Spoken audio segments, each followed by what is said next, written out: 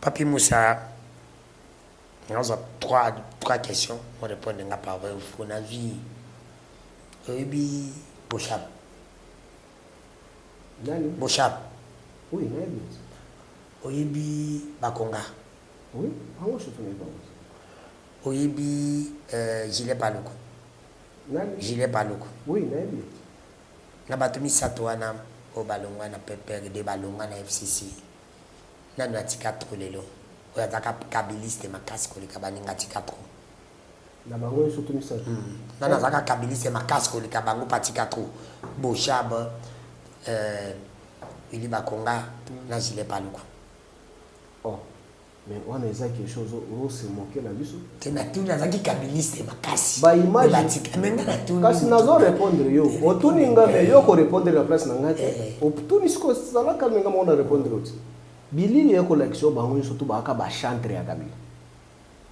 Tout le monde disait que non, soki Kabila telelo ngana tiki politique. Olanda bango te. Tout le monde. Mais oui. Est-ce qu'à l'époque là tu pouvais attaquer Bochaba et chanter non moi je ne suis pas kabiliste. Tu as suivi Willy Bakonga na télé 50. Alors que jour à Kolongwa Kabila Salim a tiki politique. Est-ce que Willy Bakonga tiki politique est d'accord na union sacrée d'elle? Bon.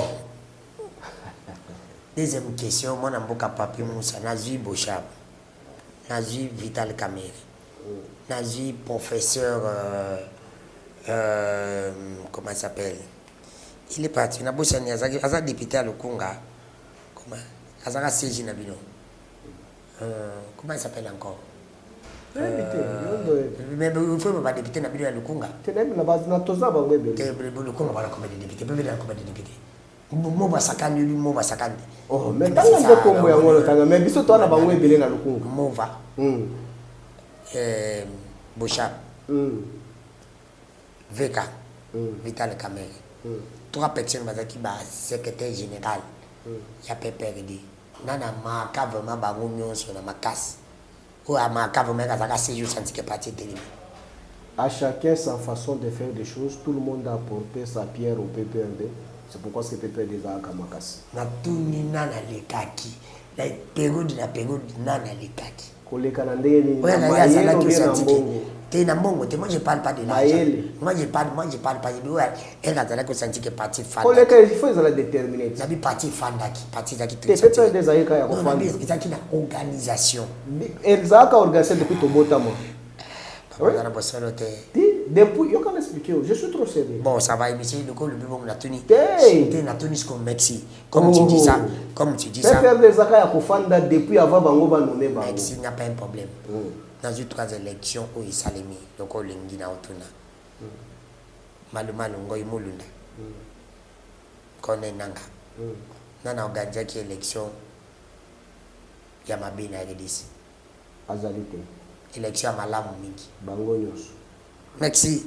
Mbote batata ba maman bandeko esenga koyeba ke bozali ebele de lundi au vendredi na ba chaîne biso to le kaka merci na bino merci aussi bandeko bazali abonné na chaîne biso YouTube ndeko Dano TV okoti o s'abonner pe o partager merci na bino nyonso bato ba soutenaka émission na biso je ne peux pas débuter mon émission sans remercier ba partenaire ou bazala kana butu pe moi basala que ndeko Dano amona na bandako na bino bango basoutenaka kala je vois d'abord na badi pa équipe technique kama makana mwana mboka David azawana ofulo mule na Clara pe na kosanité de gol vumbi na kili banda na kopesa mbote na madame Jolie Botejo mosi sénateur Ngirengo na pesio mbote beli merci aussi à mon vie trésor manzo le boss silencieux de Kitambo merci na ningo la émission pe oko senga na bato ba partager merci à toi mon vieux honoré Lulendo na Suède on veut qu'à la mine de tête comme on a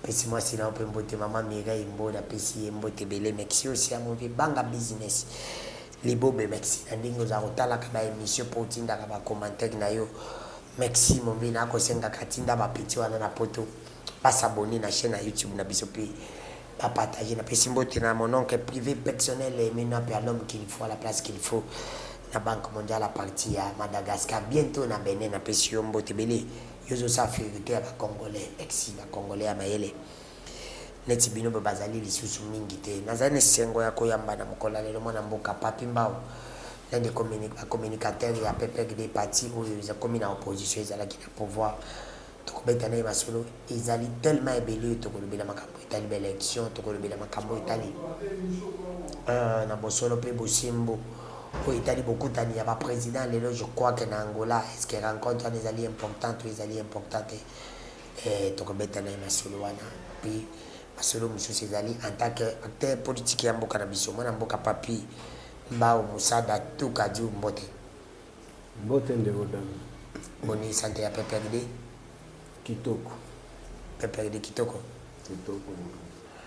dès d'entrée de jeu mwana mboka Papi Mbao actualité politique ezali tellement munene mais nalinga kito mekananu omeka ko placer mo par rapport à rencontre oyo ezali tata mokonzi ekolo fele bakende na Angola shikwewute koleka puis bakutana po basolola likambo etali este ya mboka na biso yo en tant que moi politique ya mboka na biso est-ce que c'est important encore que tokende na banégociation betoluka manière mosusu mpona kopesa kima na este? Bon, pour moi, je trouve que ce n'est pas intéressant pour nous et aller une vaste aventure. Parce que M. Tshisekedi, comment est-ce qu'il peut donner l'importance la négociation ya bato ya libanda que bato bali na kati ya Congo bali censé trouver solution na ba problème oyo etali bango ba Congomani. Mais bato nyonso oyo ali kokende ko négocier na bango bali bato oyo bako envier Congo pour que Congo ezala ba difficulté pour que bango ba bénéficier na bozui ya République démocratique du Congo. Mais akende te ça va profiter quoi na République démocratique du Congo? Je pense qu'il doit bien réfléchir pour trouver la solution une fois pour toutes pour la République démocratique du Congo. Pour moi, ça ne m'inspire pas confiance parce que Botala Kibino Mogonon de Chilombo a voyagé plus de 280 quelques voyages. Et par la suite, il nous déclare sur la place publique que notre diplomatie n'angaï échoue. Or, Babnibembo na enyo soit na banda koloba ezaki diplomatie agissante. Mais ce qui a été au Yasuka ou de Osalami, je pense que nous devons réfléchir d'une manière interne pour une décision définitive. Alors, mon amboka Papi Mbao Musada Tukaju, par rapport à makambo izako déranger Boka République démocratique du Congo précisément la partie est ya mboka na biso. Tukulu kombima na sorti to faut tout ça la nuit, faut tata mokonzi kolo asala nini parce que tata mokonzi kolo akobunda na diplomatie ko simbate akobunda pe na likambo etali guerre mais ba infiltrer bazali makasi na kati ya kamena biso. Comment on peut faire pour tobima na situation? Ba infiltrer bazaka na armée wana mekaka na armée ezaka infiltrer M23 azaki défait na 2013 il n'existait plus. Par le but c'était par négociation. Il devait le prouver si c'était quelle négociation. Par négociation. Quelle négociation? Négociation de Salaki Minduki et Salima Roleng et Salaki fait conflit et Koti na Mobuti M23. Mais si c'était par négociation, pourquoi est-ce que lui il est incapable de négocier? Mais nous avons délogé l'M23 par force. Tozong Sabango Bisika Bauta. Conflit et Bandawana. Pour que Congo zonga na kimia lelo, il faut M. Chilombo na pouvoir. Assis sa mandat na akende, le président Oyakokota, il va organiser la sécurité et le fonctionnement diplomatique pour que à remettre les choses sur les rails. Tant que c'est seulement M. Chilombo serait là, lui-même qu'il a reconnu que non, diplomatie nae ali na botaou mingi. Il fallait aluka lolenge mususu ya kosala. Donc le temps qu'il est en train de se chercher. Les Congolais bali kokufa chaque jour. Pour moi, j'estime bien que M. Chilombo, c'est un frein pour la République démocratique du Congo. Il faut 2023 d'une manière démocratique qu'il doit quitter au sommet de l'État. Président Fatia Bengaki tout sangana pour la unité à mboka na biso, mais c'est comme si Babibino PPRD pour lingi ko sangana te, c'est la haine, il a c'est le basso sinangata que journaliste na moni pe ba olenganko yazali ko yamba uchi ko yamba mwana mboka matefa ilume, c'est comme si pas na bino na PPRD vous allez ko boya Kokutsanchaina Ndeko Kabila. Et c'est comme si vous avez refusé rencontrer Ndeko Kabila. Pourquoi alors que pour na kotia kaka kimia fallait biso nyonso tout sangana parce que vous avez parlé de vrai dialogue, mais vrai dialogue au pôle, et ça vrai dialogue, c'est entre nous, dans la terre internos, entre nous. Nous, je pense que la négociation ou dialogue, c'est d'une manière permanente. Ils ont chaque fois à République démocratique du Congo. Tant que nous Chilombo, à Kata coalition FCC Cash, à consulter Nani. Alors, moi, quand on a la télévision, on dit que tu as mais ce que c'est baby, il faut que négocier le ligne à Kataki, le ligne à Osilsa. Nous sommes tous à la Silsa Mandana. Nous sommes à la Silsa Mandana. Comment? Parce que Bino a pensé que Bino chance c'était en 2013, 2013, il peut pas couper ça. Chance quand tu dis que non, voici sa mandat. Alors si sa mandat n'est pas M. Guerre Rizali, parce que comme on a hypothèse que le président reste en fonction. Non. Mais parce que s'il n'y a pas élection. La République, ce qui est élection Rizali, l'article 64 serait de toute application. On va appliquer l'article 64, on va le faire partie des forces. Parce qu'il ne serait pas le président légitime. Mais tout ça là, il y a Kabila. Kabila Tigalaki. Si Bango Bakouka qui est au salaire en côté, Bango ba ali bisote, bisote to ali ba législateur de la constitution. Alors nous le savons quand même esprit de la constitution. Et on sait aussi l'applicabilité de la constitution de Ali Oulolengeni. Donc je pense que nous, on ne fera pas comme eux. Nous, on va aller au-delà de ce qu'il faut. Et pourquoi vous avez pouvoir vous accueillir au-delà de ce qu'il faut? Nous l'avons fait pour preuve, mais c'est ce qui est le président de la République. C'est parce que vous n'avez pas très bien travaillé à l'époque, on a régime pour travailler à Malam Tiango, tu as bien un candidat. Non, comme cela veut dire que nous avons fait 18 ans. Le mandat c'était pour 5 ans. Renouvelable une seule fois. Effectivement, Kabila a renouvelé le mandat une seule fois, comme prévu par la Constitution. Il a fait des mandats. Si donc on pouvait faire 8 ans ou 7 ans. Comme on a réalisé plus que ça, donc cela veut dire que nous avons fait ce qu'il faut. Mais ce qui n'est pas le cas avec M. Tshisekedi. Donc, nous ne sommes pas comparables avec le régime Tshisekedi. Merci, Mme Mboka Papimbao. Vous allez répondre à la méthode dans la mission. Merci, je te salue. Vous nous suivez de quelque part de ce petit béton, Simon Ikamba. Le bien constitué, mon chef de l'État, na parti politique, il a eu à Mboka. Petit béton, Simon Ikamba, nous te saluons. Alors, oui, par rapport à la nomination, le Biké Moko a traité qui chef Nabino de Ney. Et il y a un des saluts au passe. Non, ça n'a pas cité parce que nous ne sommes pas une banque au PPRD. Le PPRD, ce n'est pas une banque. La banque est bel et bien connue. Nous sommes un parti politique. Lorsque vous avez affaire avec un politique, je pense que ça va se rendre aussi de compte d'une manière politique, c'est tout à fait logique. Il y a un de tout le week-end. Bilenge ou bazwaka occasion ya koleka na etandoike epesa biso occasion ya kofingaka bato te to critiquer pour que lobi tozala rattraper na mai tokoloba lelo sur la place publique. Bon, tu vois aujourd'hui que nous il y a ça bosani mais biso to bosani te omoni muto akweyisaka mbongo ayebaka place akweyisi mbongo te mais muto alokotaka nda ayebaka place alokoti. Tu vois, il y a quoi Isaki. À chaque bosanite. Mais biso bato to lokotaki. Tu allais pour se rappeler na moi. Donc, par la suite, au commun que non, même dans la nomination de Tshisekedi, a nommé même le secrétaire général parmi bato bakufa. Baba Kabila pas nommé bato bakufa. Mais pourquoi bino bolingi go tchala bino kaka président Félix. Mais bino bosala ki pendant 18 ans beaucoup mona ngote beaucoup mona ka bega. Botanga bakomba bato pe bakufa. Mais boyebi bato bonoma. Kasi bono botanga bango bakomba. Bato bakufa na période de Kabila. Banoma bango. Et d'ailleurs, même les secrétaires généraux, on les a nommés par quelle manière? Ils ont remplacé comment? Et quel a été le mode sélectif? On a sélectionné comment? Qui les a attribués Babiloko, Basali, donc c'est avec grand regret nous avons constaté que non, la République démocratique du Congo est désarticulée complètement. La République démocratique du Congo ne fonctionne plus comme il se doit.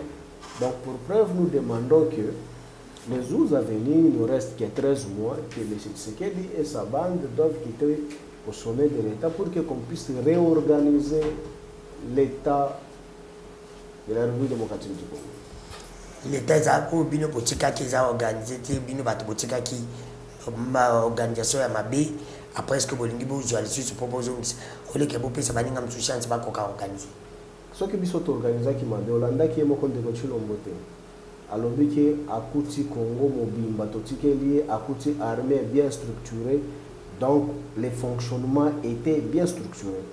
Mais ce qui totika qui bien sous alinga se retrouver donc biso tobongisi batu mususu baye ko bebisa, donc il faut biso moko batu pe tobongisa ki tozongela makambongo parce que toyebi comment est-ce que nous avons fait pour organiser. Mais aujourd'hui ce que nous vivons, ce n'est pas ce que nous avons déjà. Le mal est tellement profond. Le mal que vous avez laissé est tellement profond. Comme quoi dans tout dans cette Si le mal était profond, le mal là ne voyait pas la réserve de charge qu'on a dilapidée comme les cacahuètes avec le projet 100 jours. Les mati. Et comme combien nous sommes les seuls pays dans le monde où Batubako Emba réserve de change na misolo ya batu toke ko defa. Bo def misolo ya batu. Boye bochi ango pona kozongisa ngo na ba pourcentage trop élevé. On se moque de nous dans les médias, il y a des bandes d'amboka comme il se doit. Donc Kabila ne l'a jamais fait. On pouvait le faire plus que même ça, mais nous on comptait que de nos propres ressources et notre recette. Merci les ressources et notre recette. Merci Manamboka. Papi mbao mwana mboka papi mbao tokota na makambo itali mama na likambo. On des sujets na ngai to betela. Lelo optique ya koloba ke guerre ezana est bande comme je ba comment c'est comme si le rappel élection mais Denis Kadima a kosala quand même ba makambo na ya koleksa ke y aura élection kala mingita ko peut ba calendrier mais natali na ba pourcentage ndenge salimi par rapport à ba bureau par rapport au nombre d'électeurs le grand Kassai union sur bande ko ba ko 25%. 25% ba otikali katanga ila comme na 21.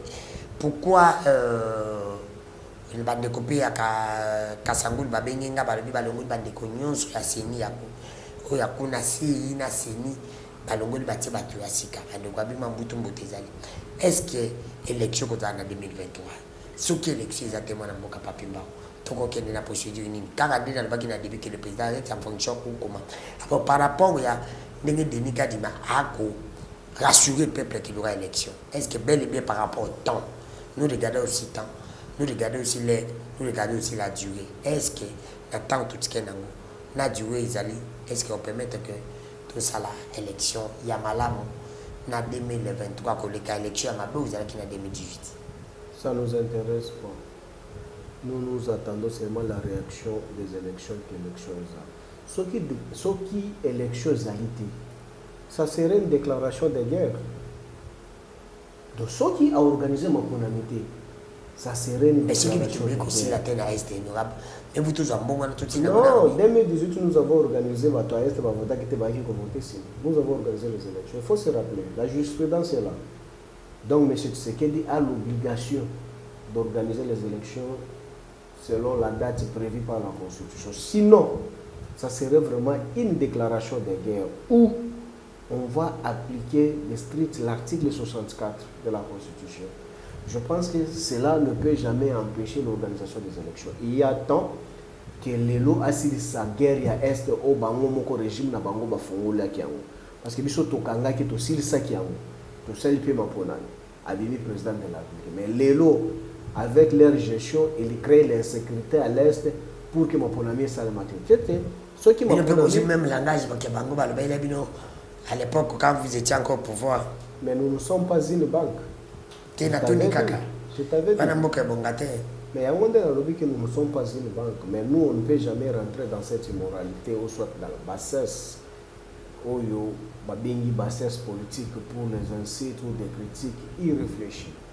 Nous, on critique vu l'expérience et l'expertise que nous avons après avoir géré pendant 18 ans de 9 ans. Donc, on connaît de quoi ce que nous sommes en train de parler. Aujourd'hui, il revient à charge à lui, M. Tshisekedi, d'organiser les élections à date prévue par la Constitution au cas où il n'organisera pas les élections. Nous avons déjà bien signalé, nous avons des dispositions déjà bien conçues qui seraient en musique. Et nous dire que Kadima ne nous intéresse pas, étant militant de l'IDPS, nous ne sommes pas intéressés. Je pense que si Kadima est prêt, il peut organiser les élections pour voter M. Tshisekedi. Nous ne sommes pas là. Il faut organiser les élections pour voter M. Tshisekedi après pour l'élection. Nous, on dit que Kadima n'organisera jamais les élections pour la République démocratique du Congo où nous allons participer. Même la pour te dire que nous allons partir aux élections, ça peut perdre. Vous êtes d'accord que vous n'allez pas partir aux élections? Si M. Tshisekedi estime que non, c'est que nous déclarons. Et que le peuple a été bien peu pour le bac en battu, je peux pas qu'il y ait élection. En 2011, papa qui je crois qu'il y a 2006. Papa qui sait qu'il y a une élection, tu peux pas faire des. Kasi bango pe basala. Nous qui bokete, mboka pe ko ya te mabeli pe balukate. Kasi ezali kitoko basala ngo petit. C'est par là vous allez comprendre que non biso to ali de peste. Basala yango. Na pexi bango. Bana ba service nyonso to ali na maboko na bango. Ba instrumentaliser. Bazo ke malemi balubi les terrains tamashi. Merci beaucoup. C'est lui qui va nous sommes aux casés. Nous sommes dans la rebis. Donc là balubi bango baza en marche. Biso to na rebis. Place ba hotel mo. Neto kitsa bango biso tomati. Merci, moi Namboka, Papi Moussa, Moussa Datou. Merci à toi. Mike Didier Mongongo, depuis qui n'a pas su un mot de l'agence Kinshasa, Turquie, Angola, Turquie, Kinshasa, Mike Didier Mongongo. Merci à toi aussi, mon Namboka. Chalimbata, l'entreprise dans la construction, JCBM Service, mon Namboka Chalimbata. Naba échafaudage na ya kanda ya malonga tupisi mbote place aux akolanda biso na France. Merci à toi mon frère et ami. Mwana mboka Papi Moussa na bosolo pe bosimbo ndenge ozali koloba ke bameka maintenant si ozoloba ke n'y aura pas élection car yo mokonzi aussi contredit pe par ce que le but qu'il n'y aura pas élection, mais on va utiliser plan de sortie nino to utiliser nango pona mboka ezala na kimia parce que le président va rester en fonction.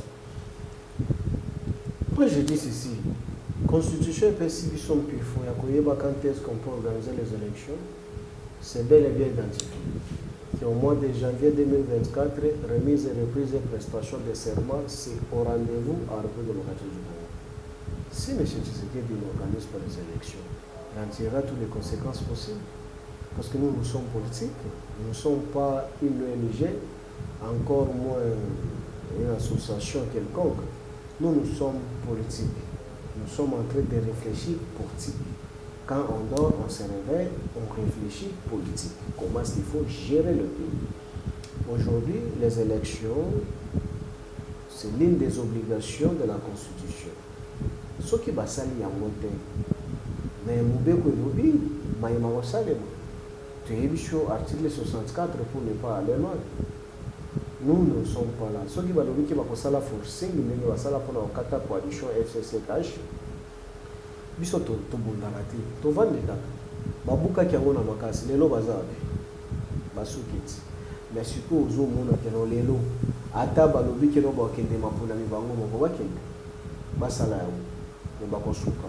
Bakuta biso ka place na rebisi to zali wana. Mais bakokita na vola to mata.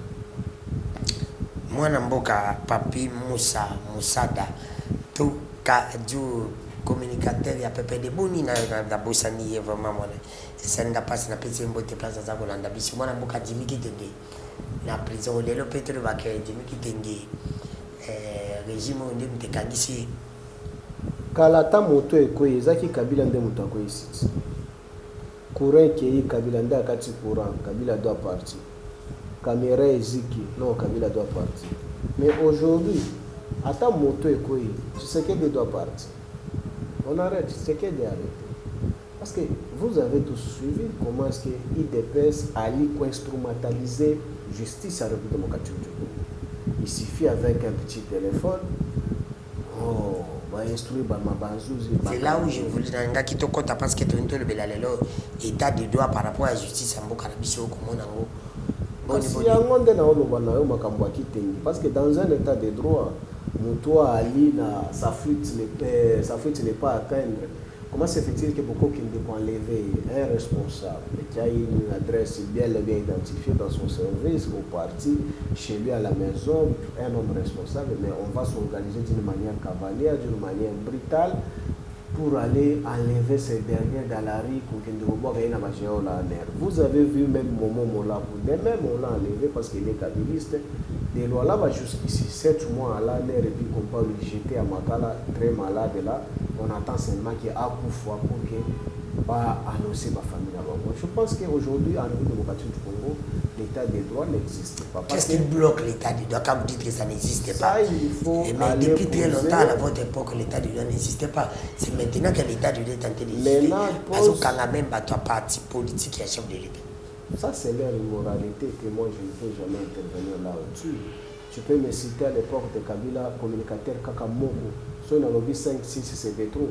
Communicateur Moko et Tshisekedi au Kabila Kanga. Il s'appelait qui? Ça n'existe pas. C'est pourquoi pour vous dire que le Kabila n'était pas immoral. Amisi Bakanga Bango, Amisi Bakanga et pas Nani. Bakutano Bakanga et pas Nani. Pana régime na bino na PCP mbota comme PCP. Bakanga et pas Nani. Pana régime na bino bakashwa régime na bino zaki régime moko ya bato.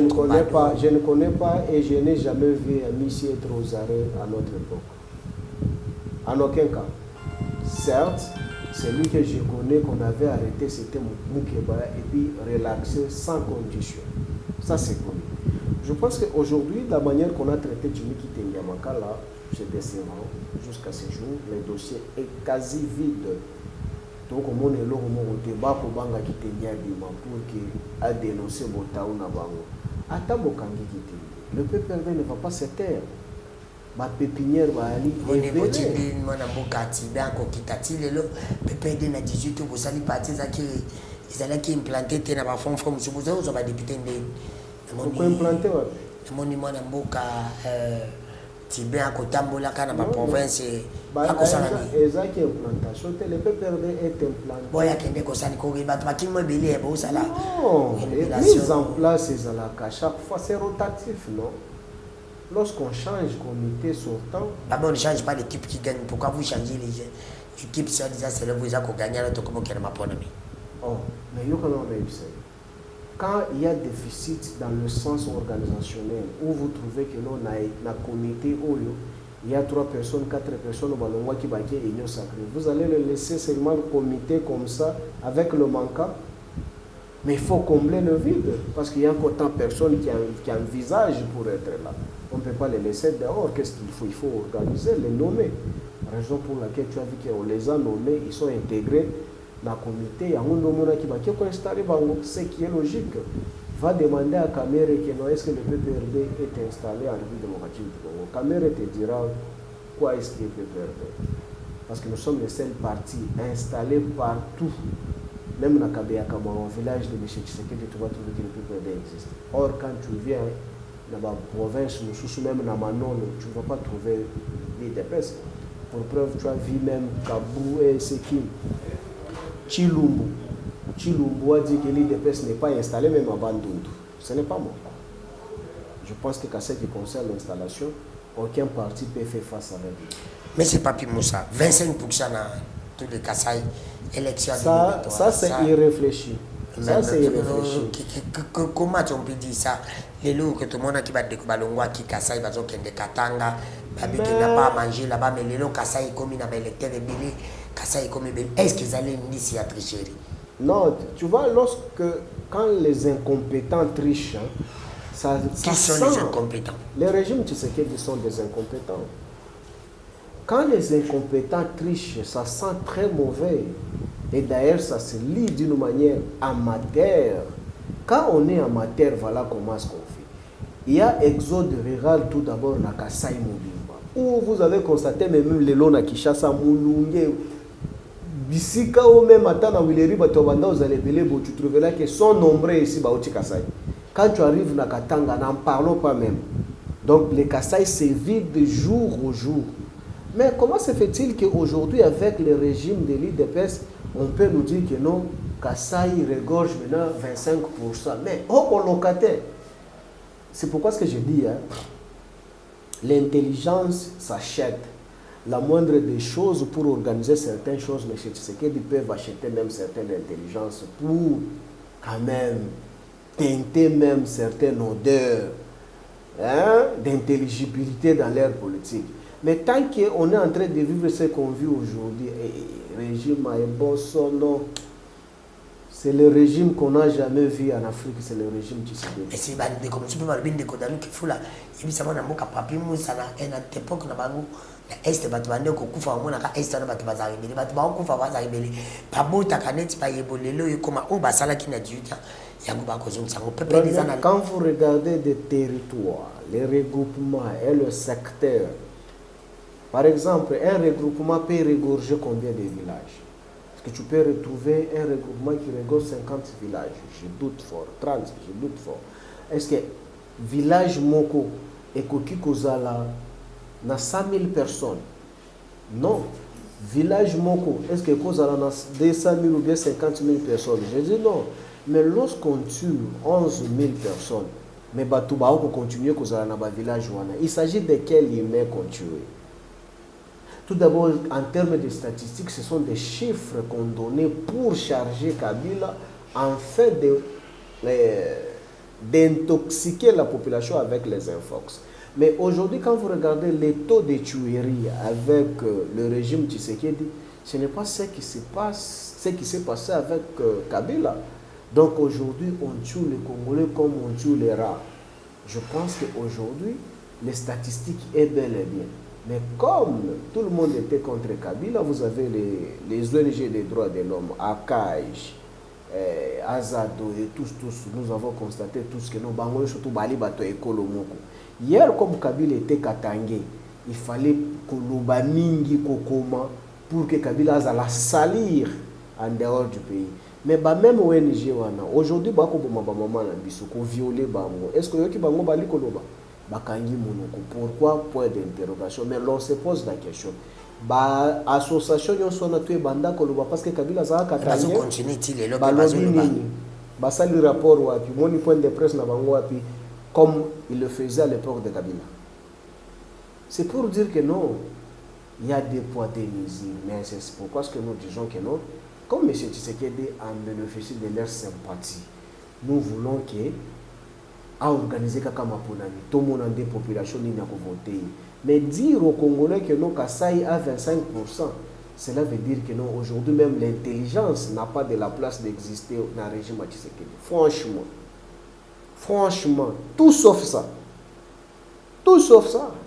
Quand vous regardez Katanga tout d'abord, tous les Kassai qui ont quitté Katanga et Kassai sont au Katanga. Aujourd'hui, on peut parler Katanga aller dans l'électorat faible que Kassai, où Kassai se vit de jour et nuit. Non, écoutez, l'incompétence s'est tracée déjà. On connaît là où ils vont en finir. Rendez-vous est bel et bien connu 2023, mais c'est ce qu'il dit. Et sa bande, tous seront dehors. Merci, mon amour, Papi Moussa, toujours qu'il y a des malembe pour nous chiter dans l'émission. Les lots actuellement, nous avons kende. Est-ce qu'il y a 2023 élections, ce que Salimi et Koleka, élection à Bino à 2020 et à 2018? Tout d'abord, ça ne peut jamais arriver même à 20%. Parce que vous avez tout d'abord les tricheurs, des voleurs cavaliers à la CENI et à la Cour constitutionnelle, ce qui n'est pas le cas avec Kabila. Kabila, au moins, il jouait beaucoup plus d'intelligence politique et scientifique, ce qui est quasi absent avec le régime de M. Tshisekedi. De deux, quand vous regardez les taux que la population vit aujourd'hui, c'est incalculable à ce qu'ils vivaient à l'époque de Kabila. Vous voulez le comparer avec Kabila? Kabila a laissé quelque chose qui coûtait 100 francs, aujourd'hui c'est à 1000 francs. Quelle population? Le pouvoir d'achat, nous sommes à combien? Donc aujourd'hui, comparer Kabila et M. Tshisekedi, c'est jour et nuit. Mais qui peut faire l'objet de voter ces derniers pour que l'altitude que nous sommes en train de traverser aujourd'hui, que ce soit éternel? Non, au moins qu'on soit dupe ou sorcier envoûté, qu'on ne vit pas dans ce bas monde ici. Au moins que vous avez autre pays et autre monde que vous vivez que le nôtre ici. Parce que ceux qui vivra kana Congo, oyo yabiso oyo, mutwa ali malamu na moto ako voter le Tshisekedi te ekaboya. Mais c'est Tshisekedi te, mais mutwa ande fala voter Kabila. Kabila va faire voter Chadel na tinda kabato. Afinga to comme na suka émission to finga. Non, kaso koloba makambo ko finga Kabila n'a jamais insulté Kabila. Non, qui vote secrétaire général ka Shadari. Non, Shadari. Akoma pio. Mais Shadari. Akoma. Mais olukaki omoniete. Tina tuni akoma wapi? Kasi na tuni on depe quelque chose. Olukaki omoniete. Tina mona ka kama koma zo za limuka kabuye. Shadari azo limuka kabuye. Ba sola na ona la. Baba deo si la Shadari azo limuka kabuye. Omona ki angu te ba na kankondi po bakutanaki. Baso na langi ni. Po baso na langi baso ba di mekonde. Kasi yango nde na tuni baso. Ngapi na tuni mutuna. Baso na langi. Ça omona ki ni. angu te. Et ça c'est une vaste aventure. C'est pour te dire que si on a une photo ko la kisarayo nanya kenda ki kosenga numéro moninga. Hein? La photo va te montrer. Ah, tu avais vu au moins la photo. Tu avais vu au moins la photo, mais j'étais posé la question bakutana ki. Te, okuta les gens. Sakana na CG ya ou zo promouvoir ba jeune te. Kabuya tomboli ba jeune mais Shadari. Shadari est venu na Bokonzile en tant que secrétaire permanent na Mbulani. 2018, Kabila est en train de partir au pouvoir. Qu'est-ce que Shadari pouvait faire? Oh, mais oui, il a nommé des gens, des jeunes que vous savez vous-même, toi-même tu connais les jeunes que Shadari. Mais nommé, on a besoin d'une fonction. Mais on doit être en fonction comment? Parce que nous sommes dans. Est-ce qu'ils rappellent qu'il y a seul Shadari à aller en campagne? Ah. Wana ndeko kono wa ibsa ke bongo. Tina tuni kaka na yu kaka batu baluba. Nani ibsa yo. Ile ba mingi ba be Shadari tali yakambo campagne. Kasi soko tangi kombo mtu ebisho na répondre yote. So tangi ka kombo mtu. Ozo banga no kite Shadari a peso aussi. Non, na tuni yo kaka keno yebisa ngai kaka kombo ya mtu. Oyo aibisa ke Shadari aliyaki bongo. Na yu kaka nga jeunesse. Lokolo yo kaka na balabala ngapi nazo kaka bongo. So pesa kinga est-ce que vraiment faut que Koloni ya na régime Kabila?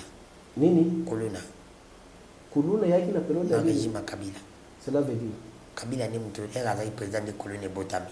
Ah, tina zo tuna kaka. Donc Kabila qui na maternité boti machette. Na zo tuna Kolona yaki na régime Kabila. Ah. Donc cela veut dire yo kana on expliquer.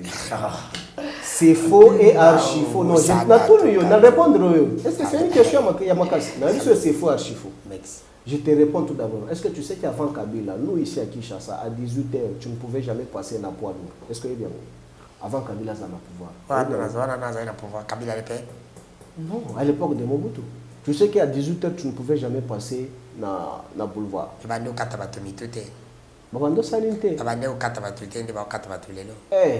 tu n'es pas informé.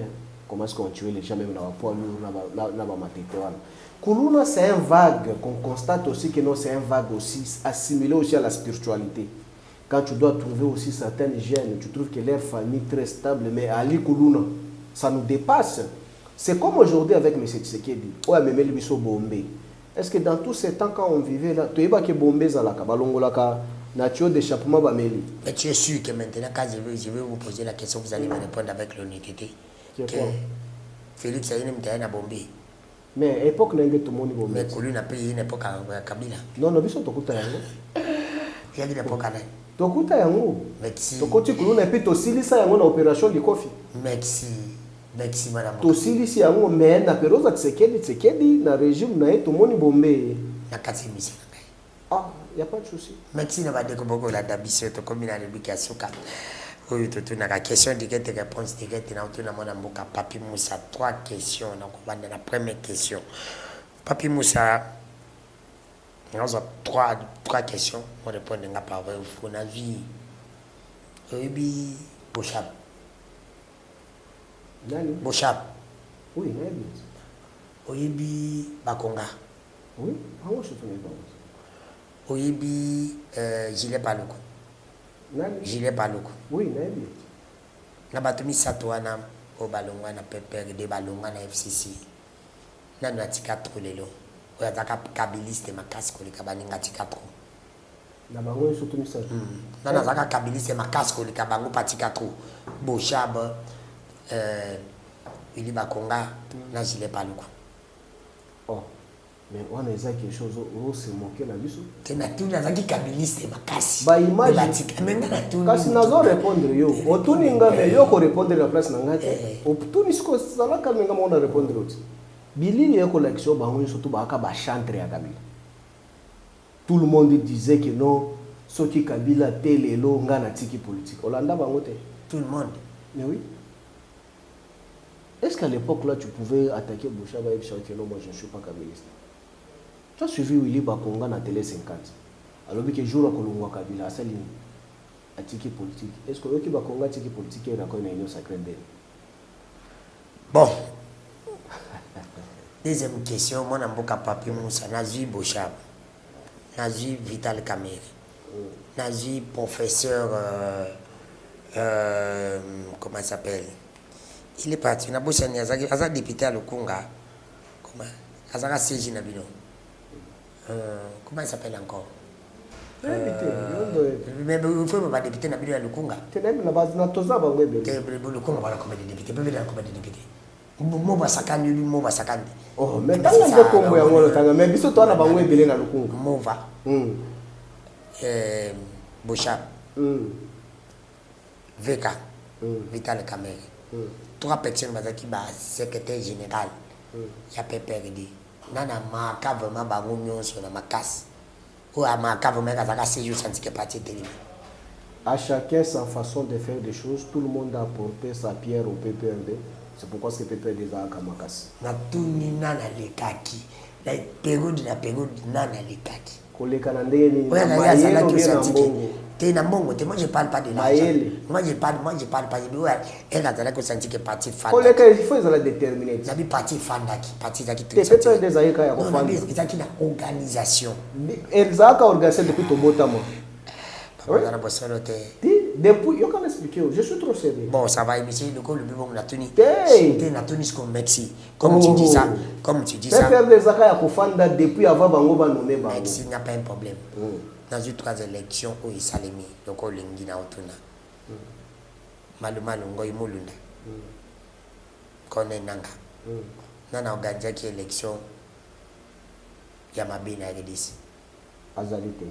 Élection à Malamu mingi. Bango nyos. Merci. Merci na l'équipe technique vous savez que tout le monde qui toque le mandat. Merci à mon amboka. David, merci aussi à toi. Papi Moussa pour avoir répondu à notre invitation. Merci Dani Kefola. Mais dis à M. Tshisekedi rendez-vous c'est 2023. Merci. Bako c'est la date na makamote kokoka. Merci. Merci na binonyo so bolanda ki biso bato bo soutenir na biso boza tellement beli na pesi bino vraiment bambote beli. Merci aussi na mon amboka Clara, merci na Lité qui était là aujourd'hui, je te salue, merci aussi na Degon Vumbi, merci na David, merci na Bande Kodjons Balanda Rabiso, mon vieux honoré le Lendu Kalamingi, tout le monde na Nazomona, Makambango, trop, nana besoin de payer au paiement, merci Kalamingi, tout ça comme on a na Suède, merci à toi, moi si na maman Mireille Mbo, et puis si binombo te merci à mon oncle Emine, na Madagascar, merci, na bike Kalamingi, tout ça qui est béné. Yuzo Safirité va Congolais. Merci à Madame Jolie Beauté, merci à mon vieux Trésor Manzo, le boss ici, là, c'est les Kitambo. Merci à toi, mon vieux Banga Business. Nabosani Ote, Papa Palmina, Gigi Palmi, et puis si vous nous, Bambote, Ibele. Tout content, lobby. Bye, à la prochaine.